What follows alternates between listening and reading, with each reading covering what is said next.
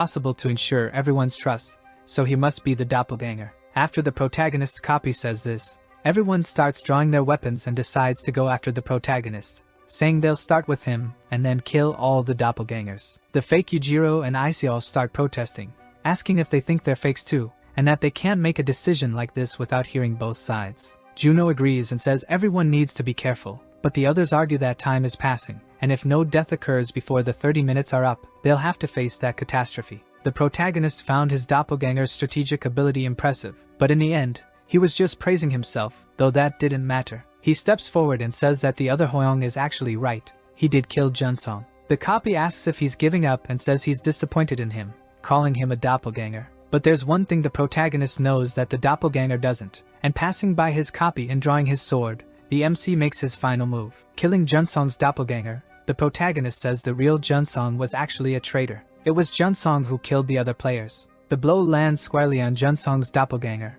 and he falls to the ground. The other players scream his name, and the MC's copy asks what he's doing, already drawing his sword. He was being this reckless because there was no other way out. Juno orders Hoyoung to stop and asks what the protagonist means when he says Junsong was a traitor. In Juno's mind, he thinks that if his reasoning is correct, the real Hoyoung was the one who attacked Junsong. At the moment when he and the others were together, the players had an advantage over the doppelgangers because when a doppelganger kills a player, their identity is revealed, so they couldn't just attack recklessly. He only needed to kill one doppelganger to prove his identity, but if he says that Junsong is a traitor, then the scene shifts back to reality, and Juno asks if Junsong really killed someone. The protagonist confirms, saying that Junsong was just hiding his true personality as a serial killer, pretending to be a good person. He was just waiting for the chance to show who he really was. The annoying woman asks how he dares to insult Junsong. He had helped her in the first mission, saving her life from a kobold. Drawing her sword, the annoying woman, her name is Eunjin,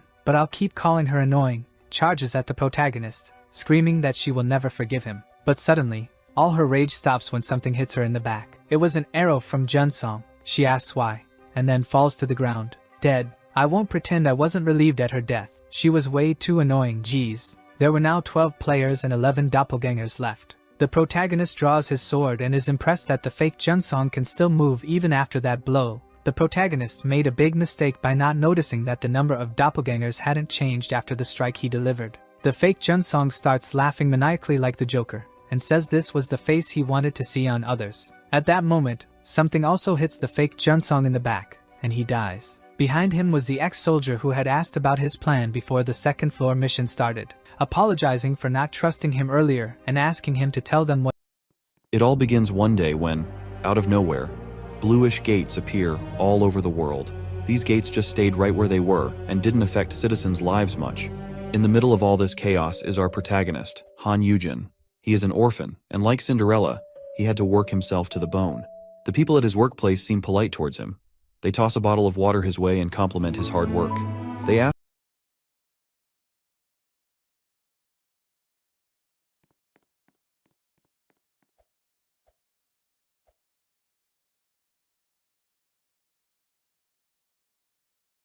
In the last video, we saw Sejun relaxing in his house when the Silver Wolves came to deliver the red locust meat. Sejun was surprised to not see Elka there, and the wolf told him about the problem on the 67th floor, which had led Elka to seek Iona. In the meantime, Elka and his subordinates were at the magic tower to meet Iona, but the receptionist told them that she was headed to the Granner village where Theo is from. At the same time, Theo and his interns were passing through the passageway village when Oren bumps into Iona. He lashes out at her for tripping him, but she clearly tells him that it was her fault. Before things could escalate, Theo comes there, and on realizing that Iona is close to him, Oren immediately apologizes to her. Iona then reveals that she is going to visit the Granner village and asks Theo to join her, but he doesn't want to. However, Oren needs him to come to the village, so he convinces him by saying that if he comes to the village, everyone will see how successful he is, especially the gold digger Meryl. Theo gets happy as he thinks how jealous Meryl will be when she sees that he became rich and agrees to go with him.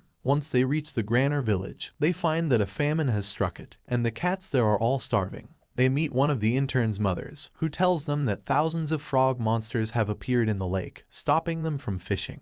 and the food from outside the village has also become extremely costly. Theo immediately gives all the fish he has to the villagers and decides to head to meet Oren's dad because there are some mercenaries who are staying at his house. However, he is shocked to see when he finds that Oren is not there. He has run away to his home because he is certain that he can break free from the contract there. However, Elka finds him and intercepts him, asking him why he is here and where is Theo. When he doesn't tell him the truth, Elka threatens to bite him. But then suddenly, a black wolf mercenary arrives there, ready to attack him instead. Elka dodges his attack, and the black wolf mercenary tells him that he won't let him harm the cat. He faces the black wolf who is covering for Oren. Suddenly, his subordinates come there to inform him that they have found Iona, but they are shocked when they see Elka furiously staring at the black wolf. They are taken aback by his sight as well and ask what the hell a black wolf is doing here. The black wolf has the same question for them, and he asks why the silver wolves are on this floor. Suddenly, Oren tells the black wolf that he doesn't know he is, but the silver wolves are trying to kill him, and he needs his help. He begs the black wolf to save him, and he tells him to quickly run back to his home. The black wolf reveals that he actually got a request to meet Oren and bring him back home anyway. Oren is surprised to hear that, and he happily runs away, thanking the black wolf. Elka and his underlings can only watch this in surprise, and then they ask the black wolf to step aside because they have got unfinished business with the runaway cat.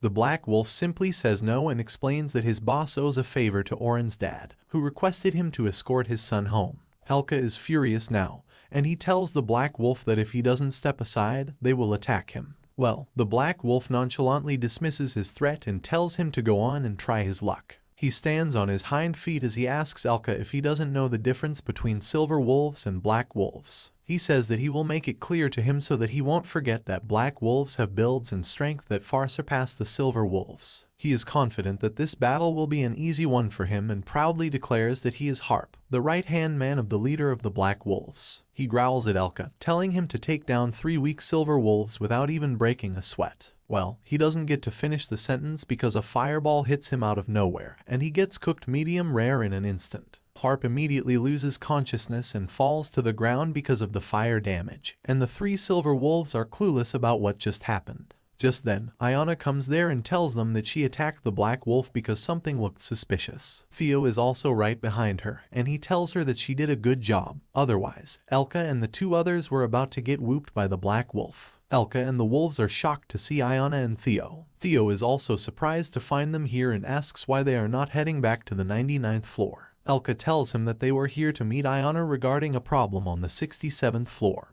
and the magic tower said that she was going to Granner Village. However, they claim that it is a surprise to find Theo with her too. Iona asks them if anything unusual happened on the 67th floor for them to come all the way here. She then says that they should discuss it later, because right now there are things that are higher up on her priority list. That reminds Theo of the reason they came in this direction, and he immediately asks Elka if he saw Oren. Elka affirms and states that they saw the black cat running away and tried to catch him, but the black wolf got in their way. Well, he is not going to get in anyone's way now, and Iona suggests that they follow the path for now. With that, they head to the mansion of the Granner Village. Meanwhile, in the mansion that belongs to Israel, Oren's dad, the elderly black cat is sitting with the leader of the Black Wolf mercenaries, Hegel. Hegel gives the aura of a terrifying war-hardened warrior, but he behaves rather politely with Israel, who remarks that Harp is too late. He says that he sent Harp to bring back his son to the mansion when he heard that he came back to the village with suspicious people. Hegel asks him to give Harp some more time, saying that he is his right-hand man and he is good at his job.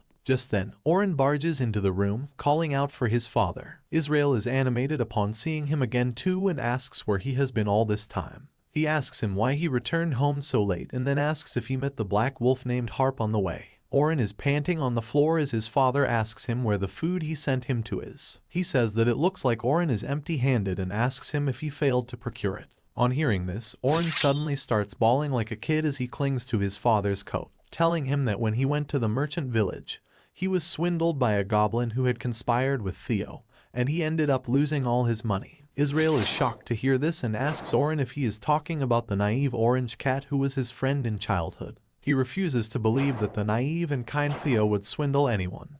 But Oren begins yelling that Theo is extremely cunning and ruthless, and only he has seen his true self. He says that even though he explained that he needed food for the villagers, he and his companions threatened him to sign a contract and made him work. He then says that there was someone controlling Theo, and he was calling himself the Great Black Dragon despite lacking horns and wings. Oren adds that he had even deceived the rabbit tribe into working for him with his threats and lies. Suddenly, Hegel stands up, furious about what he is hearing, and punches the table. Both Oren and his dad are startled, and the Black Wolf leader menacingly asks him to confirm what he just said. Hegel says that impersonating the Great Black Dragon is a crime that deserves more than just death, and he is going to deal out the punishment for whoever is doing this. Oren nervously tells him that he is not lying, and he clearly heard the person calling himself the Great Black Dragon. Well, Oren knows that the Black Wolves are like fanatics who worship the Black Dragon. Although he has no idea what the leader of the Black Wolves is doing at their house, this is the perfect chance for Oren to exploit his faith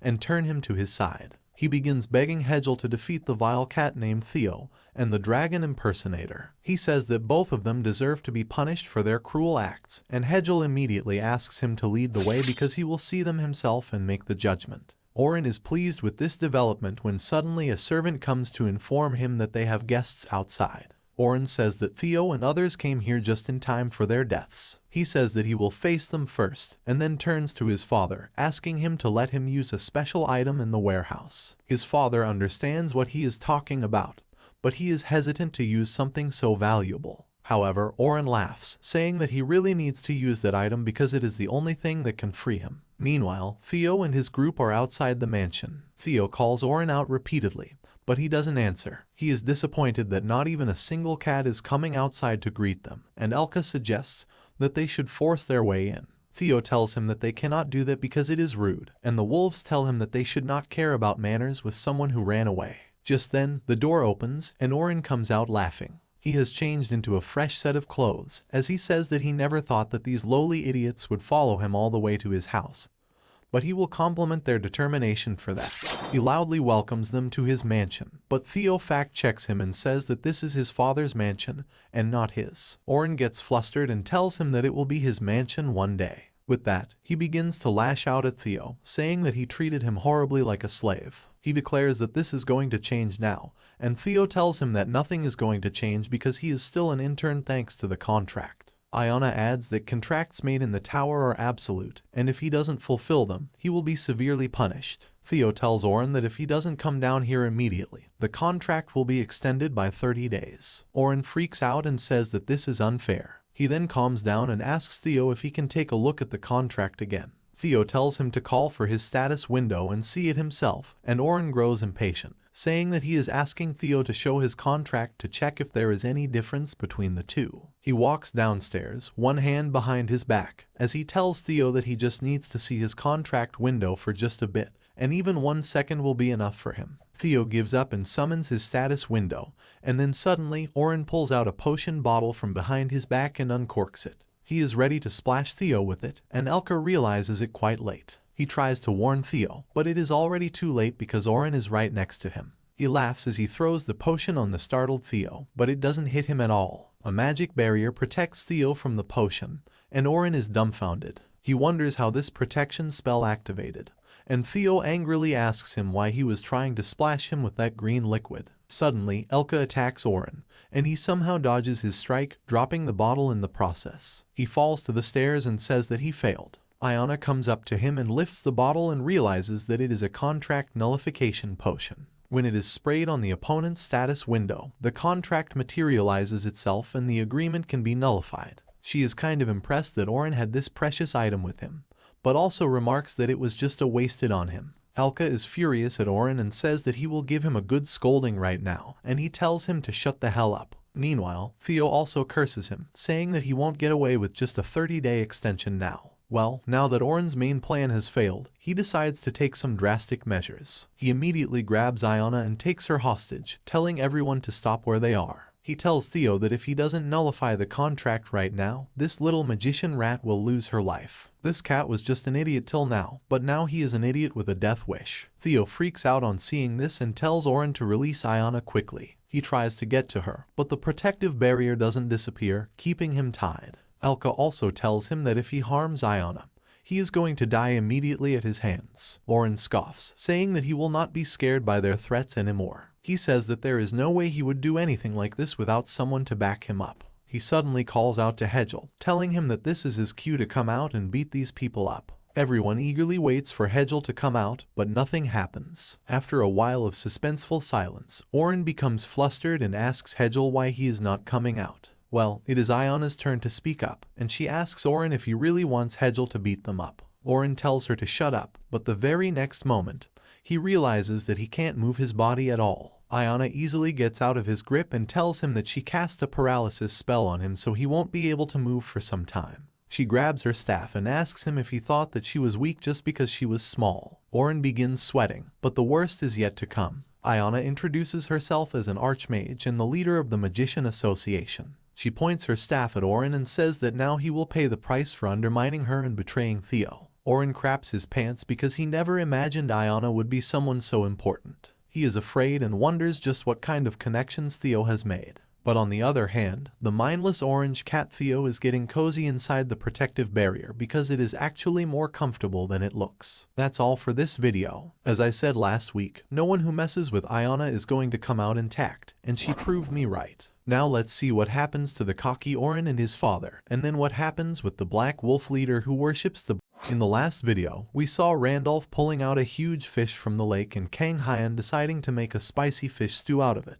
While cooking, he learned from Randolph that the creatures around the lake are extraordinarily large because of the special power of the lake, and animals like the Gigachad rabbit and the jumping birds are not found anywhere else. After that, Kang Hyan prepares a broth using the fish bones, vegetables, and spices, and that is enough to make Randolph and Rice Cake drool. However, before they can get to the main course, Kang Hyan presents some raw fish sashimi to them with a variety of dips. Next, they finally get to the spicy fish stew, and Randolph tells Kang Hyan to bring out some cold ones because this is a dish that definitely tastes best with alcohol. They begin eating the stew and drinking, and Kang Hyan thinks that his sense of taste is finally back. It had returned a couple days ago when he was trying to make the ravioli for the pianist Youngwon. It was not a dramatic thing for him, like the time his taste sense returned partially, but Kang Hyan was grateful. At night, Kang Hyan is terribly hungover, and as he leaves his tent, he finds the elf baddie Amelia there. Kang Hyan thanks her for her advice about facing his demons because that helped him deal with some bullies,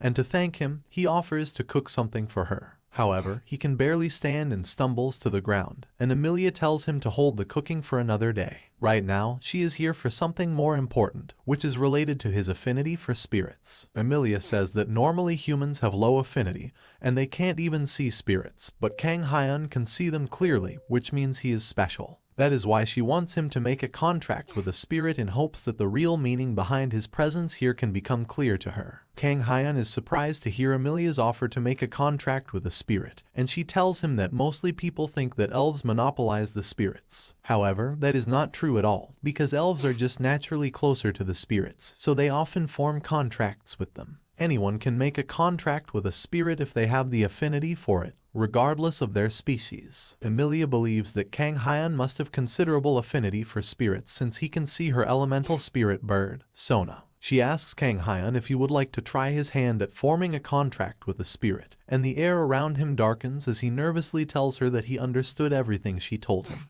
However, the problem is that his stomach is not feeling well right now, so he requests her to continue this topic tomorrow. Suddenly, he pukes out all the alcohol he drank in the day, earning himself a -1 million aura. The loud sound of his retching echoes through the forest, and a pretty rainbow unicorn is starting to hear it too. Is that going to be his spirit? The next morning, Kang Hyan has finally sobered up, and the first thing he does is apologize to Amelia for the last night. He says that he never meant to show her the worst side of him, and Rice Cake doesn't even understand what he is talking about. Amelia doesn't want him to dwell on it either and tells him that day drinking is pretty common with elves as well. Kang Hyan then tells her that he thinks about her offer of having a spirit, and he is not really sure about it. He tells Amelia that spirits stay with their contractor every time, and that is basically like raising another pet when he already has one that is quite demanding at times. He tells Amelia that he will need to take some more time to properly think about it and decide if he is ready for that responsibility. Meanwhile, Rice Cake begins imagining that Kang Hyan will summon a dog-like spirit who will be bigger and cuter than him,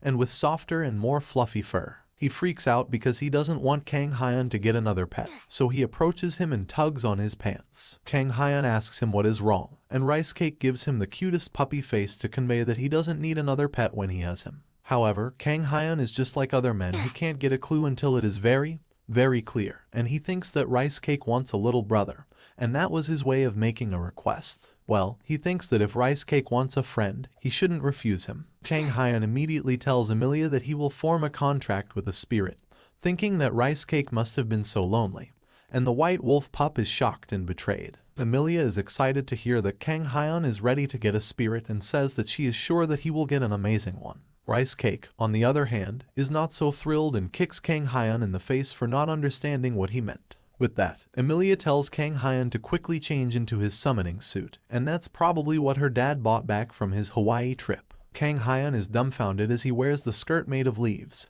some accessories that go with the theme, and a small wooden stick. Emilia is pleased to see him like that and says that these items will help increase his spiritual affinity, and he will definitely be able to summon a spirit. Kang Hyun feels embarrassed about it though and asks if he really needs to wear this. Emilia asks if he doesn't like it, and he tells her that it feels a little empty and he doesn't really like the way the cool wind is touching him down under. Emilia doesn't pay him any mind and says that her grandpa wore that when he made a contract with a great spirit. And the still stupefied Kang Hyun says that her grandpa must have been the biggest fashion icon of his time. Emilia affirms and then tells Kang Hyun to think about the type of spirit he wants to make a contract with. Kang Hyun is not interested in thinking right now, and he says that he is fine with whatever. Emilia tells him that he can't go on with that attitude because the type of spirit that comes to him will have different specialties, hobbies, age, and values according to his desire. Kang Hyun thinks that this is just like browsing dating apps, and it seems that he has a bit of experience with it. Emilia tells him that it will be quick, and then starts the ritual to call forth the spirits. Kang Hyun feels the flow of energy in the air and sees spirits that look like small fireflies from a distance. He thinks about the spirit he wants, and the only requirement he has is that the spirit he gets should not be picky with food. Just as he says this, an orange-colored spirit suddenly flies towards him. It circles Kang Hyun and then lands on the ground, and Emilia is eager to see what it will turn out to be. She can tell from the size of the spiritual energy and the shine that it must be a high spirit. But Rice Cake is not pleased. Kang Hyun stares at the high spirit in awe as it transforms from pure energy into a creature. The orange spirit becomes a cute little hamster, and Kang Hyun is a bit let down when he sees how small it is. On the other hand, the hamster is smitten by Kang Hyun's handsome face, and she starts blushing as she thinks that he is going to be her master from now on. The hamster hides her face in embarrassment and digs into the ground, much to Kang Hyun's astonishment. The spirit tries running away, but as she comes out on the other side, she finds Rice Cake is already there to intercept her, and he is not pleased with her. Well, he should be glad that it was not the rainbow unicorn. Emilia looks at the terrified hamster spirit and tells Kang Hyun that she looks like a rare case because she can use 2 elements. Kang Hyun is curious about the 2 elements, and as Emilia begins to tell her about the other element besides earth, the hamster uses it. She breathes out fire towards Rice Cake in desperation, but he simply shuts her mouth with his paw. Emilia says that even though the spirit can use 2 elements, it is still too young to use them both together. Meanwhile, Rice Cake looks at the hamster he knocked out, and he is relieved that it is not someone bigger and cuter than him. Emilia brings Kang Hyun there and tells him to give the hamster spirit a name to seal the contract. Kang Hyun begins wondering what he should name her and thinks that Ratatouille will be too cliché. In the end, he picks up the orange hamster and decides to name her Tori, and her last name will be Ham. Later, he lays Tori to sleep peacefully, and Emilia tells him that she was not expecting such a spirit to come out, and Kang Hyun has exceeded her expectations yet again. She wishes him the best of luck in making a good connection with Tori and says that she has to go back to her patrol now. Kang Hyun suddenly grabs her hand as he asks her to wait, sincerely telling her that he can't let her go without eating anything. He immediately prepares a salad sandwich for her because he had all the ingredients ready in case Emilia came here without eating breakfast. She looks at the sandwich in her hand and asks Kang Hyun if people call him weird, and he does not understand what she means. Anyway, Emilia really didn't eat breakfast and thinks that there is no harm in eating one sandwich. She is a bit confused about the sandwich, and Kang Hyun tells her that it is a simple and filling dish. So many people eat it for breakfast. He begins to think about how he often used to have salad sandwiches a lot when he was a kid, and Rice Cake comes to ask for his share. On the other hand, it is Emilia's first time seeing something like this, but she trusts that it will be good since Kang Hyun made it. She takes a bite and immediately feels the deliciousness of the sandwich. The bread is softer than she could even imagine, and it melted in her mouth only after a few chews. She then describes how much she likes the food.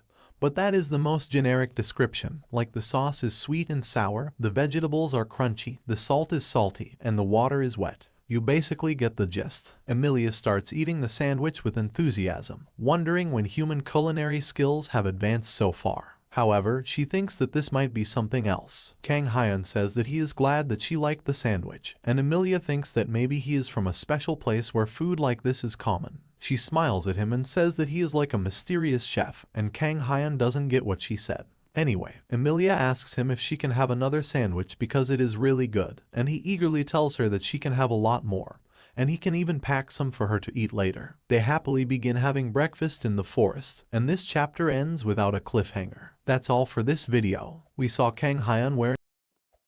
This story is about the Tengda Corporation, which is involved in businesses like gaming, the internet, digital hardware, cultural media, food catering, and more. The corporation started from nothing and became worth more than 100 billion yuan in just a few years. Pai, the founder of Tengda, is hailed as the world's best boss by Forbes as well as an unparalleled investment genius. Everyone thinks highly of him, saying that he can manage things without even doing anything, and he knows the industry trends like no one else.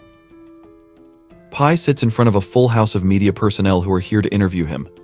One reporter asks him to share his experiences about reaching such success in such a short time, and Pai decides to come clean with her.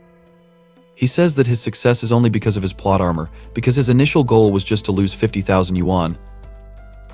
His story started in 2009, when he was a student at Handong University. Pai was sleeping peacefully in his dorm when his roommate Yang told him to wake up, because they are late for class. Pai wondered what the hell he was talking about, and as he opened his eyes and saw the ugly mug of Yang, he immediately lost all sleep. Yang ran away after that, telling Pai that he would be in trouble if he missed the lecture of the vice president of the college. Pai wonders what is happening, but as he looks around to see his dorm room and thinks about the vice president's lecture, he suddenly realizes that he is a first-year student at the university. However, that should not be possible because he graduated from the university a few years ago. He freaks out, thinking that he came back 10 years into the past. He is unable to believe it, but he is sure that this is not a dream. Suddenly, he sees a system window in front of him that says that the wealth conversion system is currently binding the host. Pai is confused by what is happening, and then the system begins displaying his personal information. It shows his starting capital as 50,000, and his personal assets are counted at 433. Once the system is finished syncing up with him, it says that after every set time period, the host will get a fixed amount of funds from the system. The funds can only be used for business, and Pai will be rewarded for profit and losses he gets from spending the money. Pai thinks this is too cliché for someone to regress to the past with the system. Just then, the system displays the ratio of conversion of profits and losses. For profits, the ratio is 100 to 1, while for losses it is 1 to 1. Pai tries to understand exactly what the system means, and he realizes that no matter if he earns a profit or a loss, the system will give him money. However, the ratio is a bit off. It says that if he makes a profit, he will be given just 100th part of it. He thinks that if he can make a profit of 100,000, he will earn only 1,000. However, for loss, the ratio is 1, and that means that if he loses the entire 50,000 he has,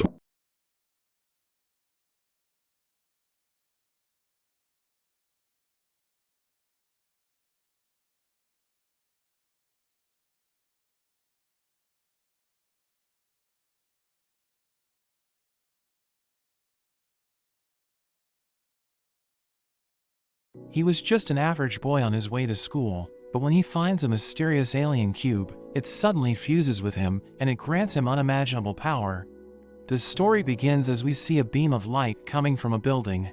There's chaos inside, and the guards realize that the cube they're protecting has been stolen.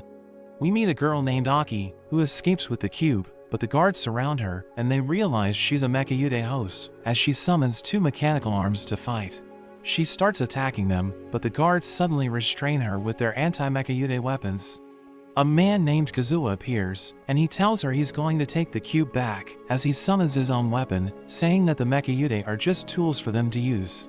He transforms his weapon into a sword, and he knocks the cube out of her hand, telling her he can teach her how to use her tools, but she suddenly breaks free from the restraints, and she attacks him, but he manages to push her back.